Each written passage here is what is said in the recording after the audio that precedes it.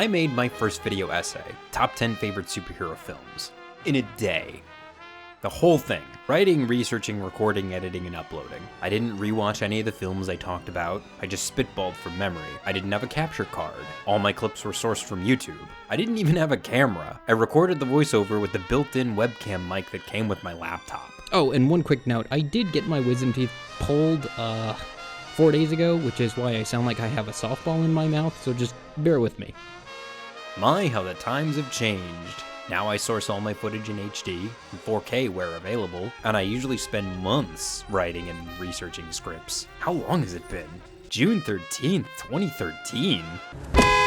10 years, man! 10 years! 10 years! 10 years! 10 years! And my process isn't the only thing that's changed in all that time. In the 10 years since I made that video, there have been 25 new Marvel movies and 9 new Marvel TV shows. Oh, there's actually even more now since I delayed this video a couple months due to the writer's strike. The entire DCEU was released, retooled, retconned, and rebooted, and they've made 2 sequels to Unbreakable. There's a lot to catch up on. And it's not just the market for superhero films that's changed. So have my tastes. I'm a very different viewer than I was back in 2013. Plus, a lot of my observations from back then are either just plain wrong. What he gave us was a straight-up rendition of the ancient monomythic tale of the hero. Every story is based on this to some degree or another. Or they've aged like milk in the microwave. Look what happens when you hire an actual feminist to write a superhero movie. The female character is more than just window dressing. Ooh. Lately, I've been wondering if I even like superhero films anymore. I see these trailers, and I feel nothing. Corporate brand crossovers and power fantasies don't really do it for me these days. And maybe I'm just not the target market anymore. Well, I guess today's as good a day as any to find out.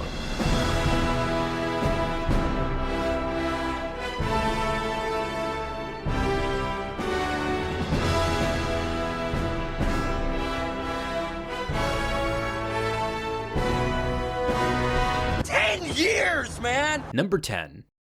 The Spiderman Trilogy.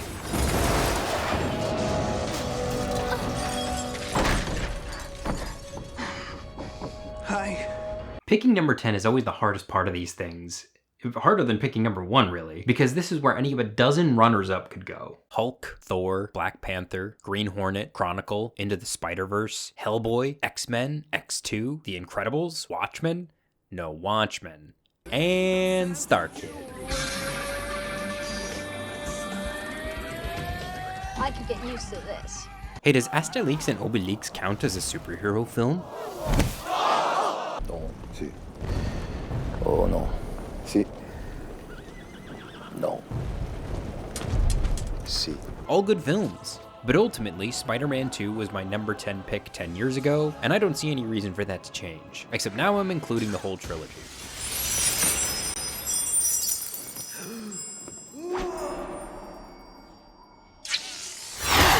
So clearly, there's an imprinting phase when it comes to superhero films, right? I got big into comic books, and superhero films in general, right about when the first Spider-Man film came out. And while I don't think it's the most emotionally complex series of films... He humiliated me by touching me. I guess what I mean to say is that it sure spends an awful lot of time inside the head of some waffly teenager, and his internal struggles can get a bit repetitive at times. Oh boy, yeah. Oh boy, yeah. What?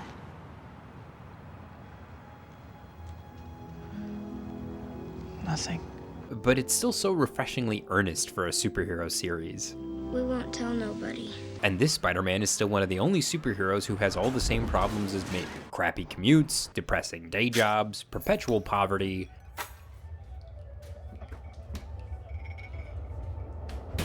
and a chronic inability to keep up with friends and loved ones. I'm gonna come see your play tomorrow night. You're coming? I'll be there. So that was a fucking lie. Contrast that with the MCU, where there isn't a single superhero who has to worry about money, just the villains. I bought trucks for this job. I brought in a whole new crew. These guys have a family. I have a family. I guess they gave Ant-Man a job as like a joke in one film. But Tom Holland's Spider-Man has been bankrolled by Stark from day one. I miss superheroes who have the same problems as me, who have to worry about making rent just as much as they do the destruction of the city. And secret identities. God, remember secret identities? As soon as facial recognition became a thing, screenwriters sort of just gave up on them, didn't they? Now I know most fans would like to pry 3 away from the other 2, but I really like to think of them as an inseparable set. I know the common consensus is that 2 is the best of the 3, and it probably is, but I think they all have their own unique strengths and weaknesses. Like, the second one has, I think, the most throat clearing of the trilogy. Like, Jesus, 2 hours just to finally let Mary Jane have an opinion. I know you think we can't be together.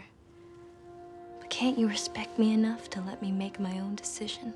And even though I definitely think 3 is the weakest of the bunch, I've seen things in this house I've never spoken of. the story does feel sorta incomplete at the end of part 2, which I think part 3 does well to wrap up. I really like Peter's arc. You go from simple but emotionally ambitious origin story, to the questioning and subsequent affirmation of the mission, to the failure and ultimate resurrection of the cause.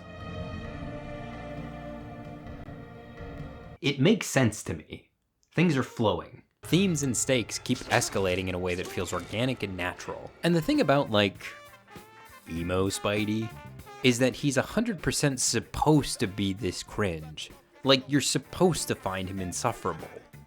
In fact, I'd go even farther. Spider-Man 3 is one of only a handful of superhero films that frames terrible behavior as something that isn't fun to do. We still get why Peter likes going dark, but it's all framed from an outside perspective, so it never feels like a power fantasy. There are literally like 2 superhero films that do this, and make their villains look like very powerful losers.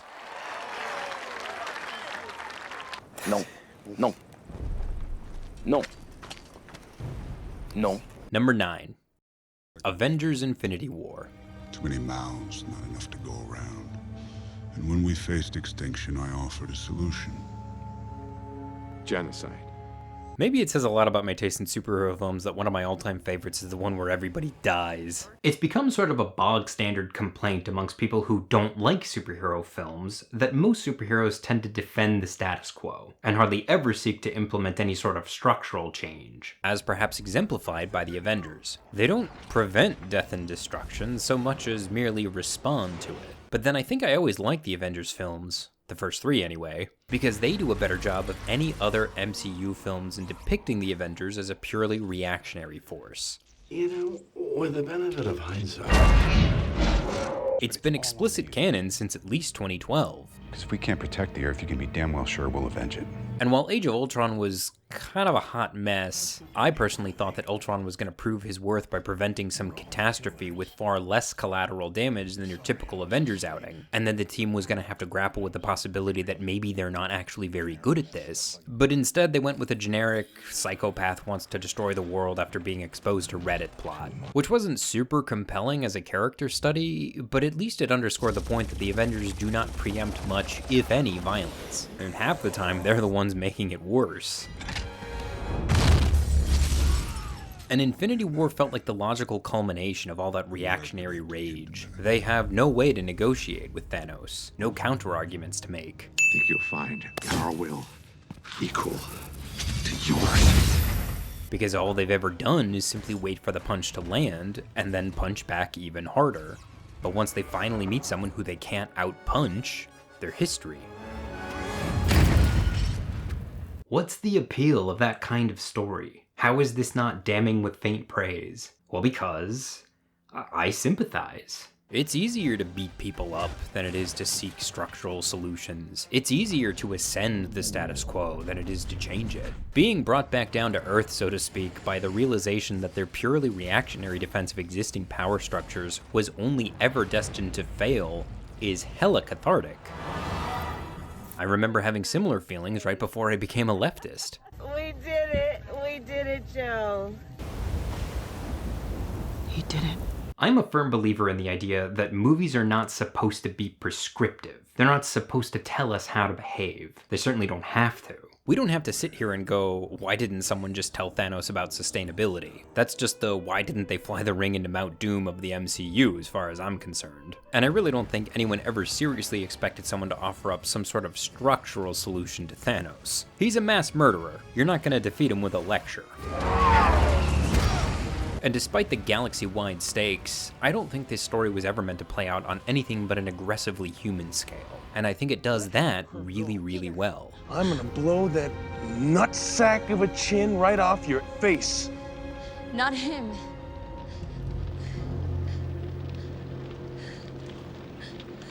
Quill saying goodbye to Gamora, Rocket and Thor discussing their mutual traumas, Wanda sacrificing Vision and then losing to Thanos anyway. These are some of the most powerful moments in the whole MCU, and I don't think it's an accident that every single one of them is a failure.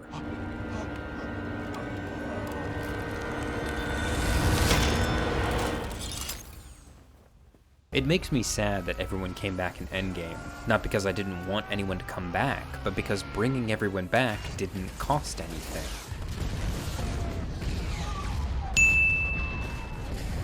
Save for the fridging of one female lead whose contract was set to expire anyway. None of the boys even had to get their hands dirty. Okay, go grab your hammer, and you go fly and you talk to him. Number 8. The Crow. Halloween ain't till mañana. I had never seen The Crow before last year, but it instantly became one of my new favorite superhero films. I talked about this one a few videos back, but basically, I think it's one of the best examples of the vengeful vigilante superhero film. Eric Draven isn't out to change the status quo. He just wants to kill the dudes who killed his girlfriend. And him. But then he'd be the first to admit that. The killer of killers. Nice outfit. Not sure about the face, though. I just want him. And wouldn't you know if he doesn't wind up changing the status quo anyway by taking out the landlord crime boss who's trying to mass evict as many people in the city as possible. What is this petition? Big kick me sign for a very nice girl who found herself a cause and the cause got her killed. She was fighting tenant eviction in that neighborhood? Shelley Webster and her nice rock and roll boyfriend, Eric Draven. It's also got one of the most impressive production designs of any superhero film, and in the pre-digital era no less. Leather coats seemed to be the wardrobe of choice for any R-rated superhero film, and The Crow wasn't even the first to do it, but I think they did it best. If the hair don't spin with the rest of the outfit, is it even a look?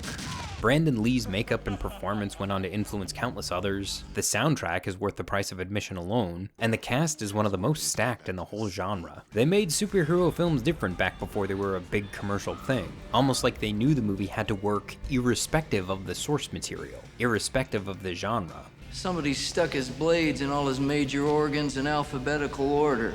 Well, gentlemen, by all means, I think we ought to have an introspective moment of silence for poor old Tintin.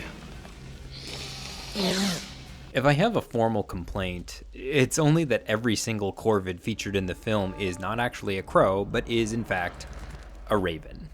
A fact which does not seem to be lost on the production. Eric quotes The Raven by Edgar Allan Poe at one point. I heard a tapping, as of someone gently rapping at my chamber door.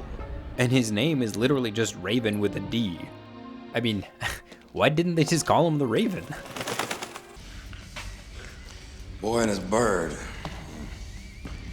Awful touching. Number 7. Unbreakable.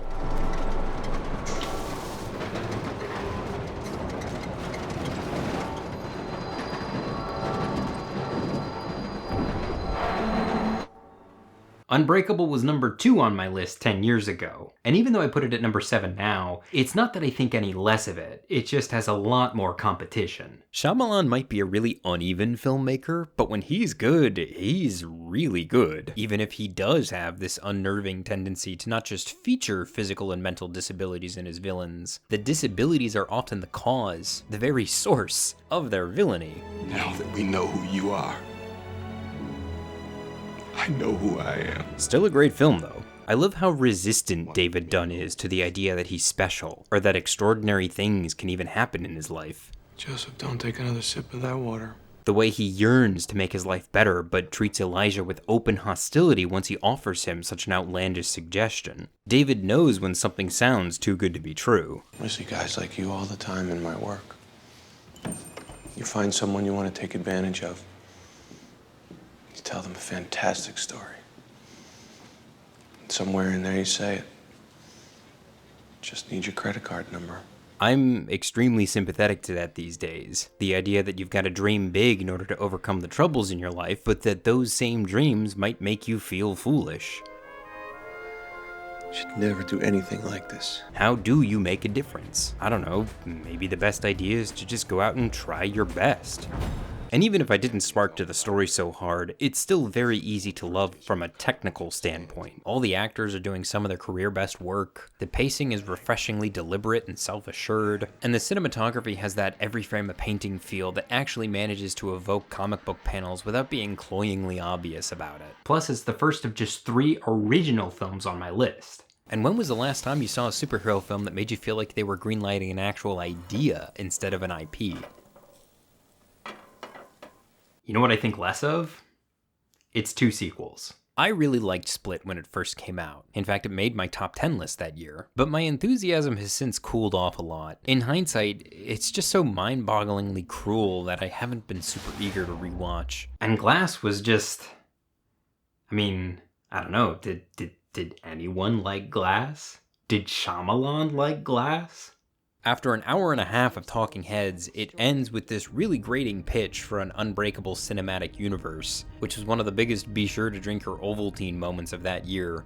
This is the moment we are letting on the universe. Makes me sad to see the sequel to one of the most original and self-assured superhero films ever made, and one that really helped demonstrate the potential for the genre in my mind, ending with a precocious, self-congratulatory nod to the simple fact that the superhero genre has sort of exploded since Unbreakable came out.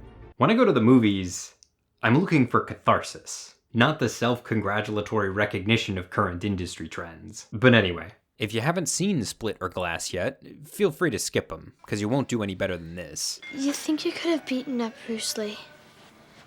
No. I mean, if you knew karate. No.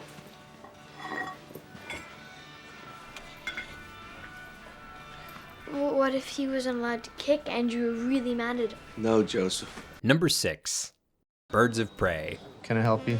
Why, yes, you can. I'm here to report a terrible crime.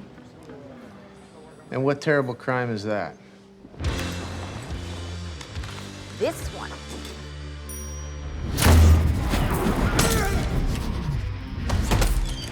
Ten years ago, I put Mystery Men on my list as a proud representative of the harebrained losers who don't even belong in the same room together, much less the same team club. And while I do still love Mystery Men, nothing's topping Birds of Prey. Run, piggy, run! I did a whole video about this one back in 2020, and then re-summarized that video in my annual top 10 list for that year, so I don't want to rehash all my old arguments now, but suffice it to say that this one film makes the whole DCEU feels like a worthwhile endeavor to me. Fucking crossbow killer. I'm not the crossbow killer! Oh. They call me Helena Bertinelli. For fuck's sake! DC's strategy over the last decade seems to have been to make several different kinds of Batman, Superman, Joker-Man films, cycling through all different kinds of tones, styles, and creative visions, with the idea being that everyone would eventually get their preferred version of each character at some point. What do you think? Do you like that? You don't like that? And it's not like I'm applauding this kind of filmmaking. I actually think it's so vacuous that it crosses over into mildly offensive territory. But at least with Birds of Prey, for a brief, shining moment, I got my platonic ideal of Harley Quinn. I am perfectly happy to admit that says a whole lot more about me than it does the actual film. And it's fine if you don't like it. But if you're subscribed to this channel and you haven't even seen it yet, then why are you subscribed to this channel? Who's this? It's a beaver. Number 5. Before I tell you about my new number 5 pick, I want to talk about my last number 5 pick. I had some reluctance putting Iron Man on my list 10 years ago, because even back then I knew this film was basically just a revisionist power fantasy of how America wished the war in Afghanistan had gone, with ferocious technical superiority and righteous indignation that should have led to a swift and glorious victory with absolutely no collateral damage. I still put it on my list back then, by virtue of it being super duper fun. And I was fully prepared to do it again, but then I had an even darker thought.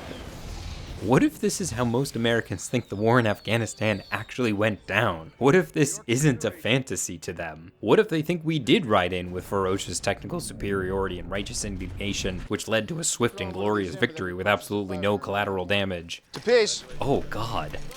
Thankfully, I was spared from having to make a decision when I found another film about a man nursing a mortal injury who's temporarily saved by a powered exosuit so that he can take on the forces of evil that caused the injustices in the first place, which I like even more. Number 5. Elysium.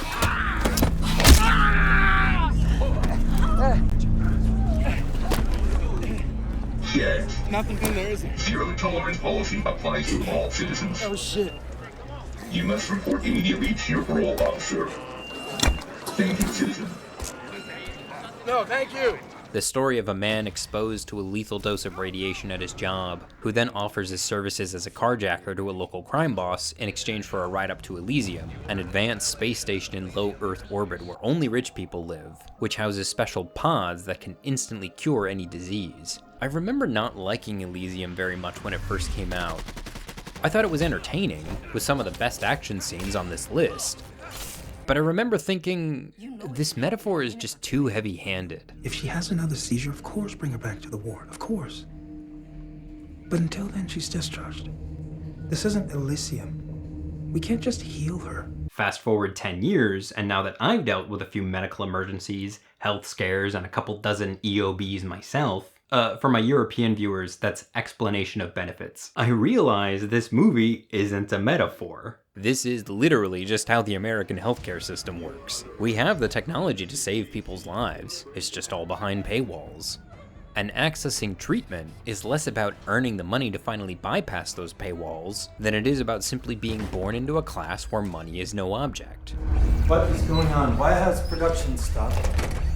He's been exposed. Don't breathe on me. Cover your mouth. The first time I saw this film, I thought the med bays were operating on a disappointingly magical level. Like, they can basically bring people back from the dead, provided the brain isn't damaged. But now I understand that writer-director Neil Blomkamp was free to make them as powerful as he liked, because this technology is only as magical as organ transplants, chemotherapy, and insulin were in the 1800s. All of them are vital, life-saving technologies, withheld from anyone who cannot pay. And the people who withhold them? Shoot them down. They all have names and addresses.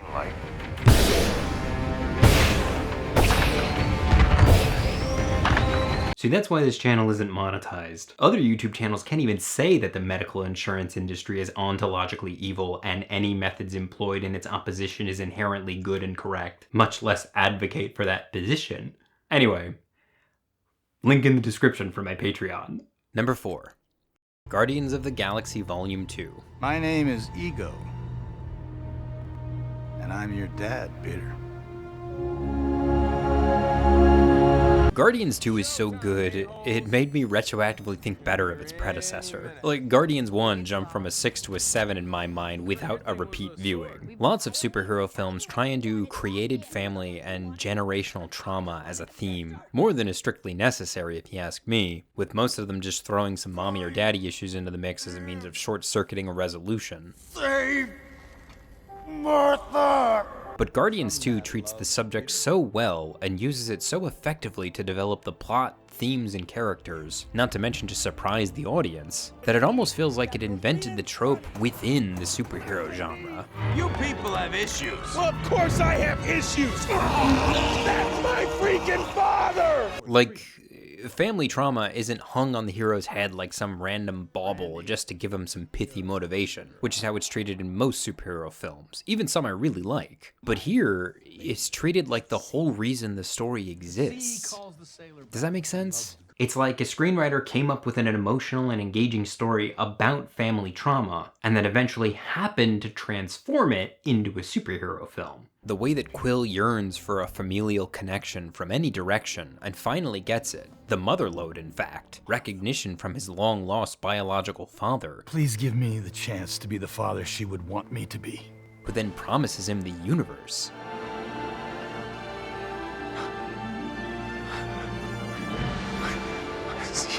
But only at such a shocking cost that he'd immediately abandon it for the flawed created family he had before. He may have been your father, boy, but he wasn't your daddy. Man, that is some good writing right there. Number 3, The Dark Knight. Trilogy. So 10 years ago, The Dark Knight was my number 1 pick. And when I rewatched it a couple months back for the first time in several years, it's not that I suddenly thought less of it, but I do think it benefits from the inclusion of Batman Begins and The Dark Knight Rises on either side. I think each film is missing something that the other two help make up for. The Dark Knight deals with a lot of the logistics of being Batman, not just in terms of technology, but in political maneuvering and strategic alliances. One fundraiser with my pals. You'll never need another cent. Whereas the other two deal more with the thematic and emotional sides of being Batman. Why do we force? So that we can learn to pick ourselves up. None of them feel quite complete on their own, but together they make for one formidable series. When these movies were in theaters, I remember most of the discourse was about their tone and aesthetics. The so-called grimdark superhero film was something everyone suddenly wanted to emulate, or at least talk about. But for me, the appeal of this series was never its tone, which isn't as dark as people think. It was in telling Bruce Wayne half an hour into the first film that his foundational trauma is no worse than what most poor people deal with on a daily basis. Now you think, because your mommy and your daddy got shot, you know about the ugly side of life, but you don't. It was in giving Batman a shape-shifting tank. It was in having him take on an opponent that he could not best in physical combat, and then just having Catwoman ride in and blow him away. About the whole no guns thing. I'm not sure I feel as strongly about it as you do.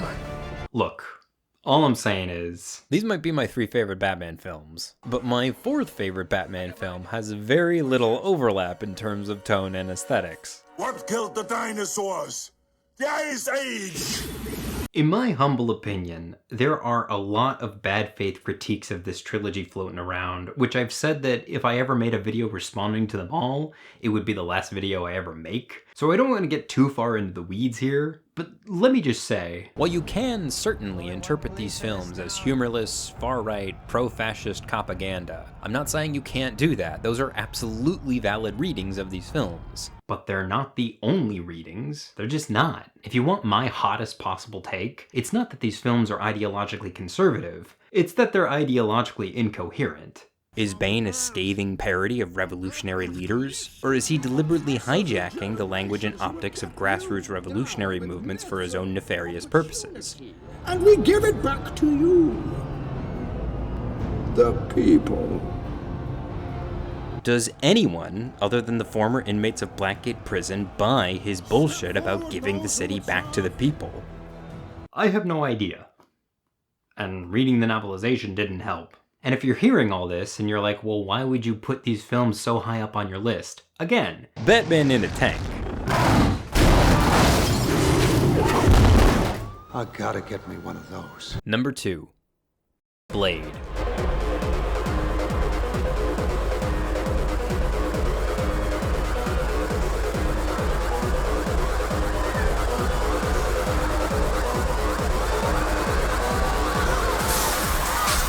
Oh my god. Blade is so good. Like, how do you even explain it? Have you seen it? Okay, well then you get it. Have you not seen it? Well then I don't want to spoil it for you. Deke, I don't think you understand. I mean, this dude is fucking bad. Like, he's like, you have 20 guys around him. I was there, man. He's got shit he throws at you. You like the sword. Yeah, the sword. Exactly. Shit, yeah, you throw it in the air, catch it underneath. Exactly. Yeah, shut the fuck up! So Blade came out right before the superhero genre exploded in the early 2000s, and as such, it's one of the last superhero films we ever got that had to stand out irrespective of the source material. All the fundamentals needed to work in order for it to be a hit. Modern superhero films do not need their fundamentals to work in order to be a hit. What we get here is one of the most solidly boned superhero films of the last 25 years. Vampires. The Hominis Nocturna. We hunt them, you see. All the movie-making fundamentals, the acting, the writing, the score, the costuming, cinematography, pacing, world-building, it's all top-notch. We should be ruling the humans, not running around making back alley treaties with them. For fuck's sake, these people are our food. I love the way it grounds itself in reality, while still being so distinct and interesting. Okay, Vampire Anatomy 101. Crosses and running water don't do dicks, so forget what you've seen in the movies. You use a snake, silver, or sunlight. You know how to use one of these. Because that's the needle it needs to thread, right? Introduce the audience to all these fantastic creatures, characters, conflicts, and contexts, but make it all feel like it's happening in the real world. Look at them. They're cattle. Pieces of meat. What difference does it make how their world ends? All the MCU films, by contrast, take place in some alternate universe that's known all about superheroes and their interplanetary brawls for decades. What's the matter with you kids? You never seen a spaceship before? Whereas here, the whole war between humans and vampires is happening in secret, just below the surface of the world we all know. It's a cool feeling, and one you don't get much from most superhero films these days. I came down here offering you an easy way out, and you spit it right back in my fucking face. Careful! Plus, it gave us what is still the single greatest pre-kill one-liner ever written. Some motherfuckers are always trying to ice skate uphill. Did I mention this channel isn't monetized? You won't find this shirt over on Screen Junkies. Number 1. So, I'm looking at my list, and I'm trying to figure out what kind of viewer I am. I clearly like certain superhero films, but what's the specific type? Well, I seem to like the ones where the heroes spend most of their time getting their asses kicked. Most of them are career screw-ups, barely hanging in there. Victory is as much a surprise to them as it is to the villains. Maybe they straight up die, and are brought back to life in a surprising but inevitable in hindsight kind of way. The cream of the crop are usually taking on the status quo, generally or even pointedly suspicious of cops. Most of them also maybe have a morose reputation, but when you sit down and actually watch them, you'll find that they're actually filled with little jokes. And I guess it wouldn't hurt if the hero wore a black leather trench coat. Is there any superhero film that satisfies all those criteria? Because if there is, that would be number 1. Number 1, The Matrix. Would you please remove any metallic items you're carrying? Keys, loose change. Holy shit! There are films out there that are so good, you forget to watch them regularly. Like, they're just so ingrained in your memory that watching them seems almost superfluous. You can already quote them at will, you remember how each scene makes you feel, so why bother? Well, The Matrix isn't one of those films because, my god, how long can you really go without watching it? Holy shit. Hey, Mikey, I think he likes it. How about some more? Hell yes. Look, you don't need me to explain to you why The Matrix is so great. I know Kung Fu. But allow me the chance to explain why I think it's perfect. For many years, my one and only complaint about this film was that Neo's resurrection at the end felt a bit too easy. He just realizes he's the one, and then everything's fine. That would make him a literal deus ex machina, a god from the machine. It echoes the worst part of Star Wars, in my opinion, when Luke just uses the Force to defeat the baddies, instead of making a difficult choice, or even giving something up. But ever since the trans allegory for the Matrix gained popularity in the public consciousness, which maybe shouldn't have been so surprising in hindsight. Jesus. What? I just thought, you were a guy. Most guys do. Nope. No trans allegory here. I'm just another guy. No, Neo, that's not true. Suddenly the ending makes a lot more sense to me.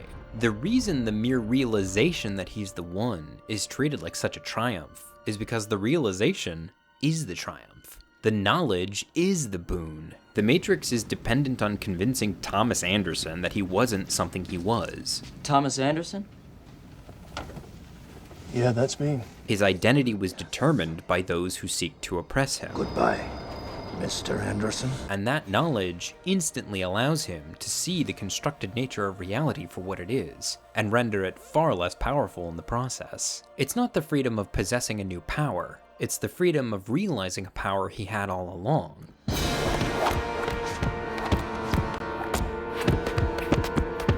I am not trans, so I don't necessarily want to go on a point-by-point interpretation of the film through that specific lens, but I know I've had similarly earth-shaking realizations about the highly constructed nature of society, just in terms of what I've been told about it or what it pretends to be versus how it actually works. And I think the ending works on an emotional level no matter how cis you are. You just need to have reevaluated a foundational belief about yourself and the world you live in at some point.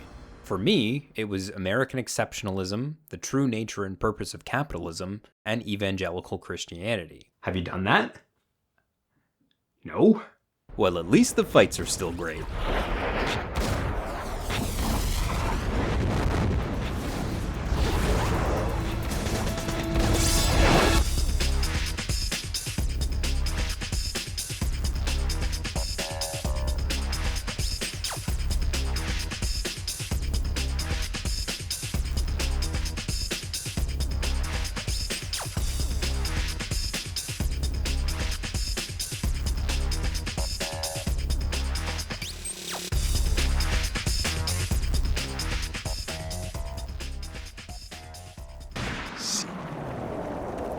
No.